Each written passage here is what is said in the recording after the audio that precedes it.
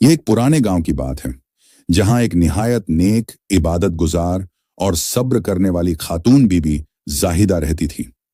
اس کی عمر 70 برس سے زیادہ ہو چکی تھی، مگر اس کا چہرہ ہمیشہ نور سے دمکتا رہتا تھا۔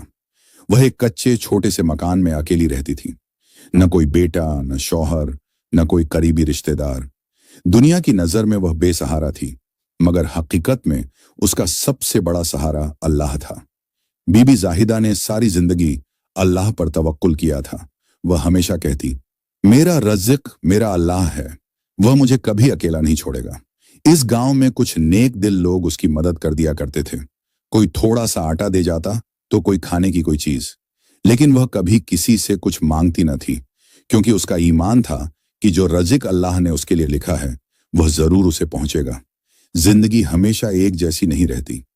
ایک دن ایسا آیا کہ صبح سے شام ہو گئی، مگر بی بی زاہدہ کے گھر میں کچھ بھی کھانے کو نہ تھا۔ اس دن نہ کوئی روٹی دینے آیا، نہ کوئی آٹا، نہ کوئی چاول۔ جب شام ہو گئی اور کچھ نہ ملا تو وہ معمول کے مطابق وضو کر کے جائے نماز پر بیٹھ گئی۔ اس کی آنکھوں میں نہ کوئی شکایت تھی، نہ کوئی مایوسی، بلکہ سکون اور تسلیم و رضا تھی۔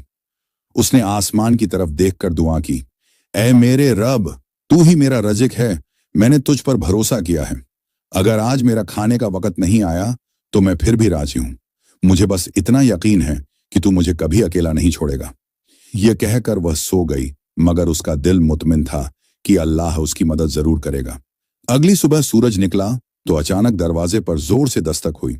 بی بی زاہدہ نے دروازہ کھولا تو دیکھا کہ باہر ایک بڑا تھیلا رکھا ہوا تھا۔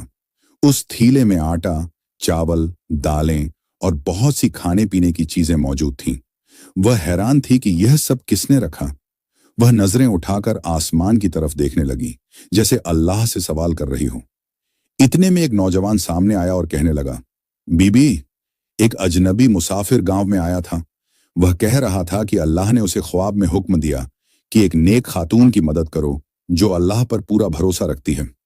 اس نے یہ سامان میرے ہاتھوں آپ تک پہنچایا ہے۔ یہ سن کر بی بی زاہدہ کی آنکھوں میں آنسو آ گئے۔ وہ سجدے میں گر گئی اور اللہ کا شکر ادا کرنے لگی۔ یا اللہ، میں نے کہا تھا نا کہ تو میرا رزق ہے۔ تو نے میری مدد ایسی جگہ سے کی جہاں سے میں نے کبھی سوچا بھی نہ تھا۔ یہ کہانی ہمیں سکھاتی ہے کہ اللہ کبھی اپنے بندوں کو مایوس نہیں کرتا، بس صبر اور توکل کی ضرورت ہے۔ اگر ہم اللہ پر بھروسہ رکھیں تو وہ ہماری مدد ایسی جگہ سے کرے گا جہاں سے ہم تصور بھی نہیں کر سکتے۔ ہر آزمائش کے بعد آسانی آتی ہے، شرط یہ ہے کہ ہم اللہ پر مکمل یقین رکھیں۔ اگر آپ